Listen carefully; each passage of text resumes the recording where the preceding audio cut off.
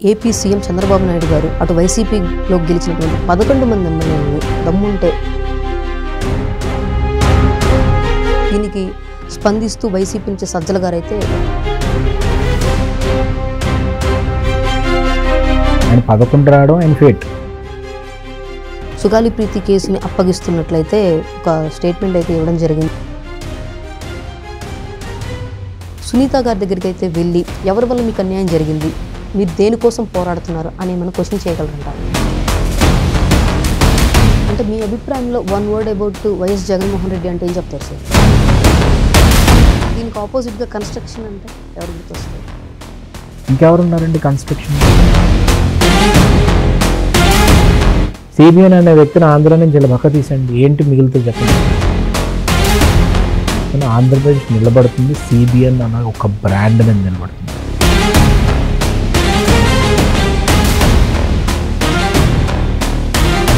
అందరికీ నమస్కారం, నేను మీ కొట్టే కావ్య. ఏపీ రాజకీయాల గురించి ఈరోజు మనతో విశ్లేషించడానికి ఉన్నారు టీడీపీ స్టేట్ ప్రధాన కార్యదర్శి చింతకాయల విజయ్ కుమార్ గారు. సార్ నమస్తే అండి. నమస్కారం అండి. సార్, తాజాగా అయితే ఏపీ సీఎం చంద్రబాబు నాయుడు గారు అటు వైసీపీలో గెలిచినటువంటి 11 మంది ఎమ్మెల్యేలని దమ్ముంటే మీరు అసెంబ్లీకి రండి అనేది ఒక సవాల్ విసిరారు. దీనికి స్పందిస్తూ వైసీపీ నుంచి సజ్జల గారైతే మీరు కూడా దమ్ముంటే ప్రతిపక్ష హోదా ఇవ్వండి అని అన్నారు. మరి ఇక్కడ ప్రతిపక్ష హోదా అనేది ప్రజలు ఇచ్చేదా, స్పీకర్ ఇచ్చేదా? మీరు చూస్తే అండి, ఒక్కసారి అయ్యన్న పాత్ర గారు యాజ్ ఎ స్పీకర్ ప్రతిపక్ష హోదా గురించి సుమారుగా 1 గంట సేపు రాజ్యాంగబద్ధంగా ఎలా వస్తుంది, ఎందుకు రాదు అని చెప్పి లెజిటిమేట్గా రాజ్యాంగంలో ఉన్న ఆర్టికల్స్ ప్రకారంగానే ఆయన చెప్పారు. ఏమని చెప్పారు లాస్ట్లోని, ప్రజలకి చాలా సింపుల్గా అర్థమయ్యే విధంగా ఒక మాట చెప్పారు. దేవుడు ఇస్తే ప్రతిపక్ష హోదా వస్తుంది, దేవుడు ఇవ్వలేనిది పూజారిగా నేను ఇవ్వలేను. ఆయన పూజారి, అంతే కదా. దేవుడు అంటే ఆయనకి సీట్లు, అది ఫేట్ కదా. ఆయన 11 రావడం ఆయన ఫేట్, 22 రావడం అప్పుడు మన ఫేట్, టీడీపీ ఫేట్. సో టీడీపీకి ఆ రోజు ప్రతిపక్ష హోదా వచ్చే నెంబర్ వచ్చింది. అందుకు ఆయన చదివారు. ఆయన ఏదో ఊరికే మాట్లాడలేదు, ఒక పేపర్, ఆ వీడియో అందుకని ప్రతి ఒక్కరు చూడాలి. ఆ వీడియో నిన్న కూడా ఆయన ట్విట్టర్ హ్యాండిల్లో పోస్ట్ చేశారు.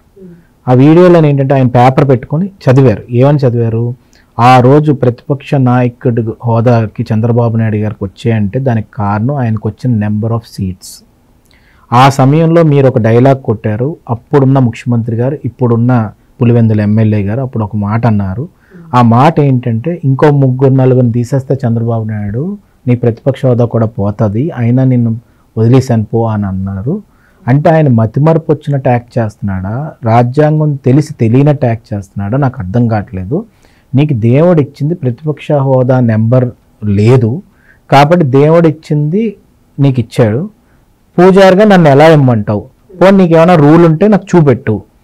ఫస్ట్ పాయింట్ అది. సెకండ్ పాయింట్ ఏమడుగుతున్నారు, మీరు అసెంబ్లీకి వస్తే నేను ఇవ్వకపోతే మైకు, అప్పుడు నువ్వు ధర్నా చేయాలి, లేకపోతే ప్రజల దగ్గరికి వెళ్ళి నాకు ఇవ్వలేదు చూసారా, అవమానించారు చూసారా అని చెప్పాలి. కానీ నువ్వు రాకుండానే నాకు ఇవ్వరని ఒక అజంప్షన్లో నువ్వు ఎందుకుంటున్నావు అంటే, నువ్వు ఫస్ట్ నుంచి తన మనస్తత్వం ఏంటంటే, తను ఏం నమ్ముతాడు, అది డిస్ట్రక్షన్ అవ్వచ్చు, అది ప్రజలను నాశనం చేయడం అవ్వచ్చు, లేకపోతే ఆంధ్రప్రదేశ్ని మొత్తానికి నాశనం చేసి లిక్కర్ స్కామ్ ద్వారా స్కామ్ చేయడం అవ్వచ్చు. తను ఏం నమ్మాడో తను దాన్ని సమర్థిస్తాడు. అందుకే దాంట్లో భాగంగా మీరు చూస్తే మన ప్రసన్న కుమార్ రెడ్డి గారు ఒక మహిళా ఎమ్మెల్యేని తిడితే ఆ మహిళా ఎమ్మెల్యేని తిట్టినా పర్లేదు అని చెప్పి వాళ్ళ ఇంటికి వెళ్ళి సమర్థించాడు. నేను ఒకటే క్వశ్చన్ ఇక్కడ ఒకటి అడిగింది ఏంటంటే, ఆ మహిళా ఎమ్మెల్యేని తిడితే ఆ ప్రసన్న కుమార్ రెడ్డి దగ్గరికి వెళ్ళేవే, అదే స్నేహలత అని ఒక అమ్మాయి అనంతపూర్లో పెట్రోల్ పోసి తగలు పెట్టేస్తే వాళ్ళ అమ్మని మాత్రం తీసుకొచ్చి R&B గెస్ట్ హౌస్లో కలుస్తానంట. విజయవాడలో ఒక అమ్మాయిని, తేజస్విని అమ్మాయిని పొడిచేస్తే వాళ్ళు తీసుకొచ్చి CMO ఆఫీస్లో కలుస్తావు. కానీ ఒక మహిళని తిడితే మాత్రం నువ్వు వెళ్తావు. సో నువ్వు ఏమనుకుంటే అది నమ్ముతాడు. ఒక మనిషి తలకాయ తీసుకొచ్చి టైర్ కింద తొక్కేసినా పర్లేదు, వాళ్ళ ఇంటికి మాత్రం వెళ్ళు. అయితే ఇక్కడ మనం ఆలోచిస్తే తన మనస్తత్వమే డిఫరెంట్. అది నేనేమంటానంటే, కొన్ని అనాలిసిస్లు ఎందుకు చేస్తారండి ఎవరన్నా తక్కని. ఇప్పుడు సపోజ్ పవన్ కళ్యాణ్ గారి గురించి మాట్లాడినప్పుడు భగత్ సింగ్ ఉన్న పౌరుషం ఉంటుంది అంటారు, లేకపోతే ఆయన ఒక స్టాండ్ తీసుకొని కన్సిస్టెంట్గా పాలిటిక్స్లోకి వెళ్ళాడు అని ఒక ఎగ్జాంపుల్ చెప్తారు. అలా అగ్రెసివ్గా మాట్లాడతారు. అలా మనం పోలుస్తాం. చంద్రబాబు నాయుడు గారి నుంచి మాట్లాడితే జ్యోతి బస్సు అక్కడ చేశారంట, లేకపోతే ఒరిస్సాలోనేమో మనకి పట్నాయక్ గారు ఇలా చేశారంట, నరేంద్ర మోడీ గారు ఏ విజన్తో వెళ్ళారో చంద్రబాబు నాయుడు అలాగే వెళ్ళారు, అలా మాట్లాడతాం.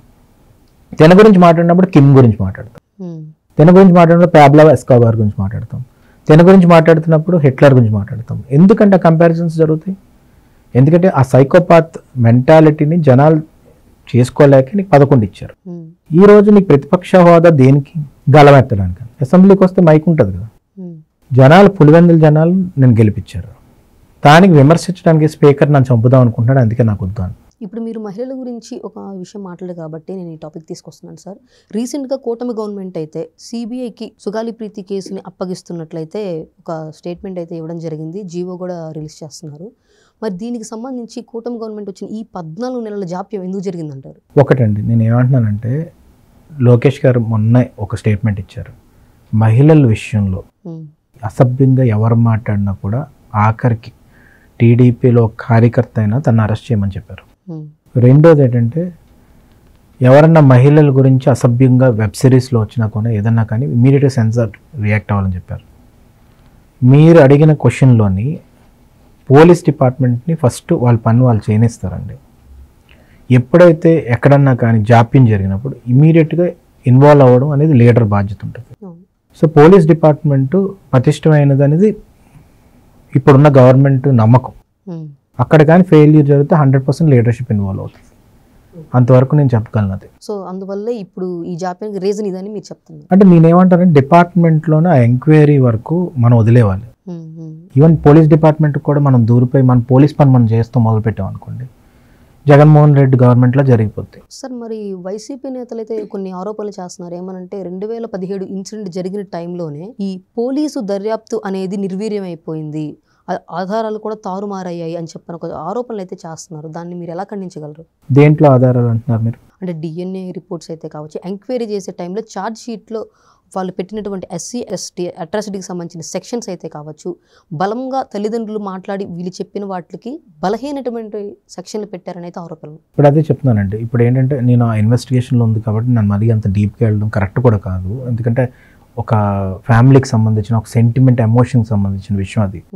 నేనైతే చెప్పగలను ఏంటంటే బలహీనమైన సెక్షన్స్ పెట్టారు అనేది ఒక ఆరోపణలు అంటారు, అలిజర్డ్ ఎలిగేషన్ అంటారు.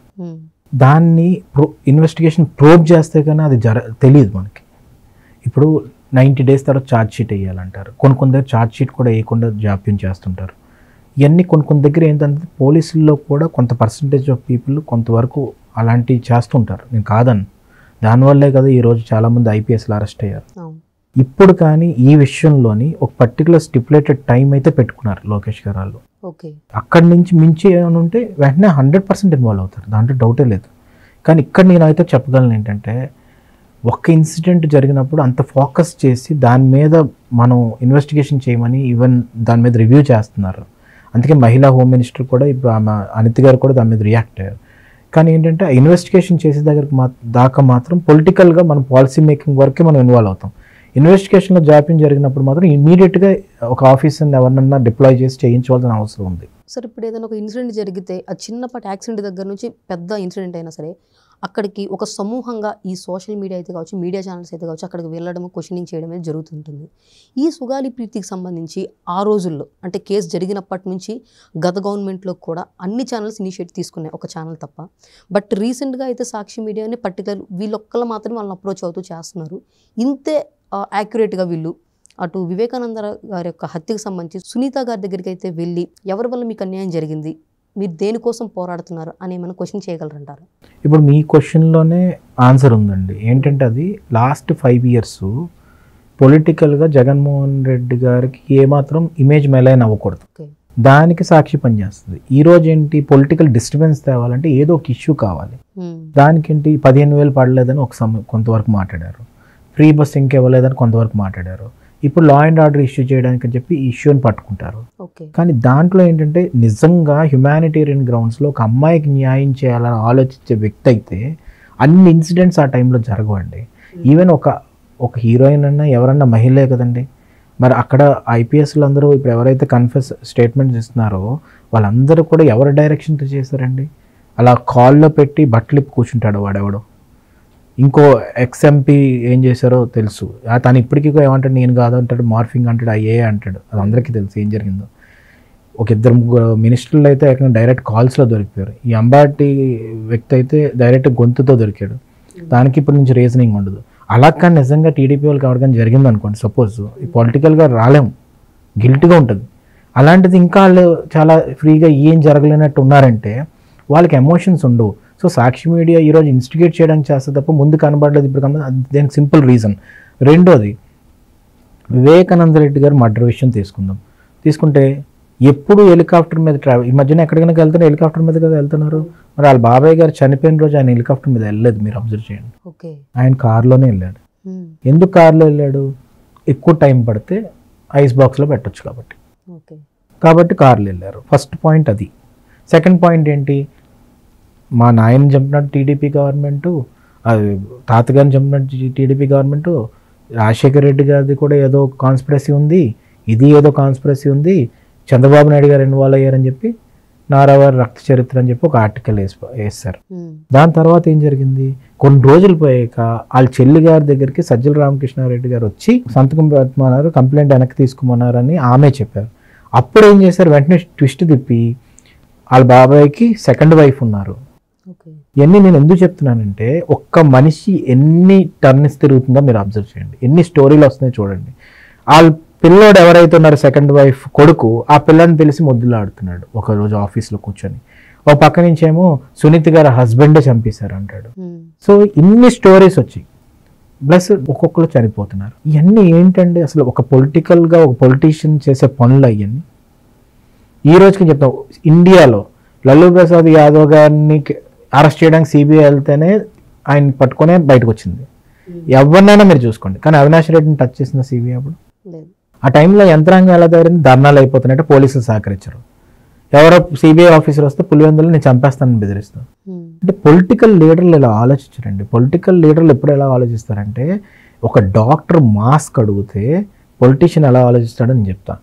ఆ డాక్టర్ని పిలిచి, ఏమయ్యా నువ్వు నన్ను తిట్టావు కదా, నీకు ఏం కావాలో నాకు చెప్తావా, నేను రివ్యూ చేస్తాను అని చెప్పి రివ్యూ చేసి మాస్కులు లేవట, N95 మాస్కులు ఒక 100 తెప్పించి పెట్టండి అయ్యా అని ఆలోచిస్తాడు పొలిటికల్. అది పాలసీ మేకింగ్. డాక్టర్ మాస్క్ అడిగాడు కదా అని చెప్పి తొడ మీద అన్నోన్ ఇంజెక్షన్స్ ఇచ్చి మెంటల్ హాస్పిటల్లో పడుకోబెట్టి ఆ ఇంజెక్షన్స్ ఇచ్చారని తన స్వయంగా ఆయన హస్తాలతో రాసిన లెటర్ కూడా దొరికింది. అంటే మీ అభిప్రాయంలో one word about YS Jaganmohan Reddy అంటే ఏం చెప్తారు సార్? నేనేం చెప్తానంటే, he is for destruction. If someone's ideology is for destruction, no one can save him nor his party, neither his life. దీనికి ఆపోజిట్ గా కన్స్ట్రక్షన్ అంటే ఎవరు సిబిఎన్. ఇంకెవరు ఉన్నారండి కన్స్ట్రక్షన్? ఎందుకంటున్నానంటే, పర్ క్యాపిటల్ ఇన్కమ్ పెంచడమే ఒక మనిషి. పూర్వం ఏం ఆలోచించేవారండి, నేను ఒక బడ్డీ కొట్టు పెట్టుకుంటే సాధారణంగా మన విలేజ్లో ఏం ఆలోచిస్తారు, ఒక బిజినెస్ పెట్టుకుందాం, టీ షాప్ పెట్టుకుందాం ఇలా. ఈరోజు ఎలా ఆలోచిస్తున్నారు, ఇన్నోవేషన్ ఎందుకు పెరిగింది? 23 ఇంజనీరింగ్ కాలేజెస్ నుంచి 62 అవడం, 62 నుంచి 127 అవడం. ఇంజనీరింగ్ కాలేజ్ వస్తే అయిపోతుందా అంటే, టెక్నికల్ స్కిల్ పెరుగుతుంది నీకు. ఇంజనీరింగ్ ప్రతి ఒక్క దగ్గర ఇంజనీరింగే కదా. మా ఊర్లో చిన్న విలేజ్లోకి వెళ్ళినా ఒక 5-6 ఇంజనీర్లు దొరుకుతున్నారు. ఇప్పుడు ఈ రోజు మధ్యలో ఉన్న గవర్నమెంట్లు జాప్యం వల్ల కొంతమంది జాబులు లేవు, కానీ ఆ రోజు మీరు చూస్తే ఈరోజు ఈ జాబ్స్ అన్నీ దొరుకుతుంది దానివల్లే కదండి. ఈరోజు స్కిల్ ఉంటేనే కదా జాబ్స్ ఉంటాయి. ఆ స్కిల్ ప్రొవైడ్ చేయడంలో మెయిన్ పాత్ర ఈయన వచ్చారు కదా. ఈరోజు డిస్ట్రిక్ట్ కదా మెడికల్ కాలేజ్ అంటున్నారు, ఆ రోజుల్లో డిస్ట్రిక్ట్ మెడికల్ కాలేజ్ గురించి ఆలోచించాడైనా. సో ఈరోజు నేను ఏమంటున్నానంటే, విజన్ లేకపోతే అంబిషన్ ఉండదు, అంబిషన్ అనేది లేకపోతే ప్యాషన్ ఉండదు. ఈ ప్యాషన్, అంబిషన్, విజన్ ఉంటేనే ఇన్నోవేషన్ థాట్ ప్రాసెస్ మొదలవుతుంది. దానికి ఆ ఎకోసిస్టమ్ ఉండాలి కదా. ఒక మనిషి పైకి రావాలంటే ఆ ఎకోసిస్టమ్ ఉంటేనే వాడికి ఇన్నోవేషన్ స్టార్ట్ అవుతుంది. ఇన్నోవేషన్ స్టార్ట్ అవ్వకపోతే ఏమవుతుందంటే, ట్రెడిషనల్గా మనిషి బతకడం మొదలు పెడతాడు, మళ్ళీ అయ్యే ఓల్డ్ పద్ధతుల్లో సంపాదించుకోవాలని ఆలోచిస్తాడు. ఎప్పుడైతే నీకు దారి దొరుకుతుందో పైకి వస్తావు. ఆ దారి చూపెట్టేవాడు ఎవడు ఉండాలి, కన్స్ట్రక్షన్ ఉండే లీడర్ ఉండాలి. That is CBN. Sir okay, ఫైనల్గా ఒక క్వశ్చన్ అండి. సో గత గవర్నమెంట్కి ఈ గవర్నమెంట్కి వన్ వర్డ్లో మీరు డిఫరెన్స్ ఏంటో ఏం చెప్తారు? డిస్ట్రక్షన్ వర్సెస్ కన్స్ట్రక్షన్ అండి. And ambition versus he always thinks about complete destruction of the state. ఎందుకంటే నేను అంటున్నానంటే, తను ఎప్పుడు అలైన్ అవ్వలేదు, జనాల వేవ్లెంతో ఆయన అలైన్ అవ్వలేదు. జనాలకి ఆపర్చునిటీస్ రాకపోతే వాళ్ళు నా వెనకాల తిరుగుతారని ఆలోచన. అది ఫ్యాక్షనిజం. ఎప్పుడైతే ఆ ఫ్యాసిస్ట్ మెంటాలిటీ, ఫ్యాక్షనిజం మెంటాలిటీ ఉండే వాళ్ళు ఎలా ఆలోచిస్తారంటే, ఈ ఫ్యామిలీలో ఒకడు తన కోసం ఫ్యాక్షనిజం చేశారనుకోండి, ఆ ఫ్యామిలీ వాళ్ళకి డబ్బు ఇవ్వరు, 2 బియ్యం బస్తాలు ఇస్తారు. డబ్బు ఇస్తే ఏమవుతుందంటే ఆ వ్యక్తి మళ్ళీ ఆ ఊరు దాటిపోతాడు. ఫ్యాక్షన్ ఎక్కడ మొదలవుతుందండి? వాళ్ళ పొలాలు కాల్చిన దగ్గర మొదలవుతుంది, ప్రాపర్టీస్ డిస్ట్రాయ్ చేయడంలో మొదలవుతుంది. సో అదే పద్ధతిని మొత్తం ఆంధ్రప్రదేశ్ అంతా చూడండి. టీచర్స్ ఏం అడిగారు మీకు? మా పిఎఫ్ రావట్లేదు, ఒకళ్ళు జీపీఎఫ్ రాక ఒక నెల్లూరులో ఒక టీచర్ వాళ్ళ అమ్మాయి పెళ్ళి ఆగిపోయింది. ఇవన్నిటి వల్ల బాధ అనిపించి రోడ్డు మీదకి వస్తే టీచర్ని తీసుకెళ్ళి బాత్రూమ్లు ఫోటోలు తీపించడం, టీచర్ని తీసుకెళ్ళి వైన్ షాప్ దగ్గర పెట్టడం. ఎవరి మీద కక్ష తీర్చుకుంటున్నాడు? జనాల మీద కక్ష తీర్చుకుంటావా? జనాల మీద కక్ష తీర్చుకునేవాడు వాడు డిస్ట్రక్టర్ అవుతాడా, కన్స్ట్రక్టర్ అవుతాడా? జేసీబీ వచ్చేసి సాటర్డే రోజు నీ కాలేజ్ ముందు నించుంటుంది, నీ కమర్షియల్ కాంప్లెక్స్ ముందు నించుంటుంది, నా ఇంటి ముందు నించుంటుంది. పిల్లల దగ్గరికి వెళ్ళి నువ్వు ఎంక్వైరీ చేయమని మా 5 ఏళ్ళ పాప ఆమె దగ్గరికి పోలీసులు వచ్చి ఎంక్వైరీ చేశారు. సో నేనేం తప్పు చేశాను? నాకు ఎక్కడన్నా నాకు ఒక్క అవినీతి మచ్చ చూపెట్టగలవాను? లేదు. ఓన్లీ నా దగ్గర ఉన్న 12 ఎఫ్ఐఆర్లు కూడా సోషల్ మీడియా ఎఫ్ఐఆర్లో వేసాడు. ఒక్క అవినీతి ఎఫ్ఐఆర్ వేయలేకపోయావు. అయ్యన్పాతి గారి మీద ఇంకో 12 ఎఫ్ఐఆర్లు ఉన్నాయి, ఆయన మీద కూడా అన్నీ కూడా సోషల్ మీడియా ఎఫ్ఐఆర్లే. ఏమనంటే గోడ పగలు కొట్టి మా ఇంటి దగ్గర ఇలాంటి పనులు చేయడం వల్ల ఏం ఆనందం వస్తుంది? ఒక హైటెక్ సిటీ కడితే ఒక ఆనందం వస్తుంది, ఒక జినామ్ వ్యాలీ తీసుకొస్తే ఒక ఆనందం వస్తుంది, ఒక ఐఎస్పి తీసుకొస్తే ఒక ఆనందం ఉంటుంది, టీసీఎస్ని తీసుకొచ్చి మిలీనియం టవర్స్లో పెడుతుంటే ఒక ఆనందం వస్తుంది. That is what satisfaction means. అంతేగాని కొంతమంది అడుగుతుంటారు, ఇంత డబ్బులు ఎందుకండి క్యాపిటల్ మీద ఖర్చు పెట్టారు, ఇంత డబ్బులు. So it gives economy intern, it gives lot of strength to the state, lot of money to the state. అంతేకాని మనం డబ్బులు ప్రింట్ చేసుకోవడం వెళ్ళిపోలేం కదా, రూపాయి వాల్యూ పడిపోతుంది కదా. So it has to create its own money. Capital will do that. Amaravati ఏం చేస్తుంది? ఇప్పుడు మనం అక్కడంతా సంపద పెంచుతాము. పోలవరం కట్టడం వల్ల అగ్రికల్చర్ 3 పంటలు పెంచుకునే పంటలు వస్తాయి, జీడిపికి కాంట్రిబ్యూట్ చేస్తుంది అగ్రికల్చర్. ఈ డెవలప్మెంట్ ఇంకా ఎక్కువ మనీ తీసుకొస్తుంది, పర్ క్యాపిటల్ ఇన్కమ్ పెరుగుతుంది. చాలామంది తెలియదు ఏంటంటే గాజువాకల్లోని ఒక పర్ క్యాపిటల్ ఇన్కమ్ మన సగరు స్టేట్లో ఉన్న ప్రతి ఇండివిజువల్ కంటే ఎక్కువ. ఎందుకు? అక్కడ ఇండస్ట్రీస్ ఉండడం వల్ల. సో నేను ఏమన్నానంటే అన్ని ఐడియాలజీలకి మనం రెస్పెక్ట్ ఇవ్వాలి. కమ్యూనిస్ట్ ఐడియాలజీకి రెస్పెక్ట్ ఇవ్వాలి, మనకి ఏంటంటే సెక్యులర్ ఐడియాలజీకి రెస్పెక్ట్ ఇవ్వాలి, అన్ని ఐడియాలజీస్కి రెస్పెక్ట్ ఇస్తాం. కానీ మనం ఏంటంటే డెవలప్మెంట్ని ఎదురెళ్ళి డెవలప్మెంట్ ఆపేవాళ్ళని మాత్రం మనం అనుకుంటే మనం ఇంకా అక్కడే ఉండిపోతాం, మన రూట్స్ కూడా స్ట్రెంగ్త్ అవ్వవు. సో నేను ఇప్పటికీ చెప్తున్నా, ఆంధ్రప్రదేశ్ నిలబడుతుంది సిబిఎన్ అనే ఒక బ్రాండ్ మీద నిలబడుతుంది. సిబిఎన్ అనే ఒక బ్రాండ్ లేకపోతే ఆంధ్రప్రదేశ్ అవుట్ అయిపోతుంది. సో ఈ అలయన్స్లోని పవన్ కళ్యాణ్ గారు కానీ, సిబిఎన్ గారు కానీ, లోకేష్ గారు కానీ, నరేంద్ర మోడీ గారు కానీ ఒక హెల్దీ ఎకో సిస్టమ్ తయారు చేసి, అది కూడా తెలుగువాడి గౌరవాన్ని ఏమాత్రం తక్కువ చేయకుండా ఢిల్లీ నడివీధుల్లో మనం శాసిచ్చే విధంగా ఈరోజు ఉన్నామంటే ప్రజలు ఇచ్చిన తీర్పు వల్ల ఉన్నాం. దాన్ని పాడు చేసుకోకుండా ముందుకెళ్తున్నాం కాబట్టి అందరూ సహకరించాలి. Not only welfare, green hydrogen లాంటి ఇన్నోవేషన్ ప్రాజెక్ట్స్ కూడా తీసుకొచ్చి, అసలు సౌత్ ఇండియాలోనే గ్రీన్ హైడ్రోజన్ గురించి ఎవడ మాట్లాడట్లేదు, మనం మాట్లాడుతున్నాం. ఎన్టీపీసీ ఆల్రెడీ వైజాగ్లో కడుతుంది. ఈరోజు క్వాంటమ్ వ్యాలీ మాట్లాడుతున్నాం. అసలు సర్ప్రైజింగ్ పార్ట్ అంటే ఎవరికి తెలియంది, క్వాంటమ్ కంప్యూటర్ చైనాలో చేశారని విన్నాం తప్ప ఇక్కడ ఐబిఎం చేశారు, అది తీసుకొచ్చి అమరావతిలో పెడుతుంది. నాకే సర్ప్రైజింగ్ ఉంది. సో ఇవన్నీ ఎందుకు చేస్తారు? అదేమైనా అన్నం పెడుతుంది అంటే అఫ్కోర్స్ ఇట్స్ పెడుతుంది. అదే international airport horticulture greenfield airport కట్టాలని 3500 ఎకరాలు ఇక్కడ సేకరిస్తే అప్పుడు అందరూ నవ్వారు. మరి ఈరోజు ఎక్స్పాన్షన్ చేయడానికి అక్కడ స్పేస్ లేదు, ఏరో సిటీ కడదాం అనుకుంటున్నారు, అక్కడ స్పేస్ లేదు. అంటే ఆ రోజు విజన్ వల్లే కదా ఈరోజు ఇంత పెద్ద ఎయిర్పోర్ట్ అయింది, ఇంత రింగ్ రోడ్ అయింది. జినామ్ వ్యాలీ వల్లే కదా మన కోవిడ్లో వ్యాక్సిన్స్ వచ్చాయి. మళ్ళీ హైటెక్ సిటీ వల్లే కదా ఇవాళ పర్ క్యాపిటల్ ఇన్కమ్ పెరిగింది, ఇంత డెవలప్ అయింది. మళ్ళీ 100 కోట్లకి ఇక్కడ వేల వేస్తున్నాము. ఇప్పుడు ల్యాండ్లు నియోపోలిస్ అంటున్నారు, ఒక్కొక్క విల్లా 40 కోట్లు చెప్తున్నారు ఇక్కడ టెంపుల్ ట్రీ అనే విల్లా దగ్గర. నాకు అసలు అర్థం కావట్లేదు, మైండ్ బాగులు అయిపోతుంది. అసలు ఎక్కడున్నాం, న్యూయార్క్లో ఉన్నామా, ఎక్కడున్నది? ఈ డబ్బులతో బెవర్లీ హిల్స్ హాలీవుడ్ దగ్గర కొనుక్కోవచ్చు మనం వెళ్ళి తీసి ఇల్లు. అంత పెరుగుతున్నప్పుడు వాల్యుయేషన్ ఇంకా నువ్వు నమ్ముతావా లేదా అని సిబిఎన్ గురించి ఆలోచించడం ఏంటి నాకు అర్థం కావట్లా. సిబిఎన్ అనే వ్యక్తిని ఆంధ్ర నుంచి ఇలా పక్క తీసండి, ఏంటి మిగులుతుంది చెప్పండి నాకు. It's all because he's there.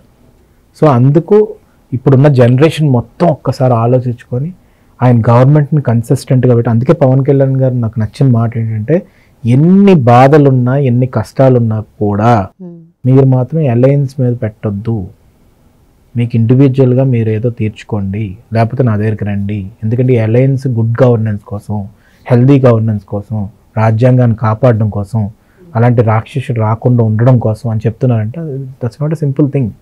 It has to have a very broad minded politician అయి ఉంటేనే అది చేయగలరు. సో అందుకు important. Thank you sir. Thank you.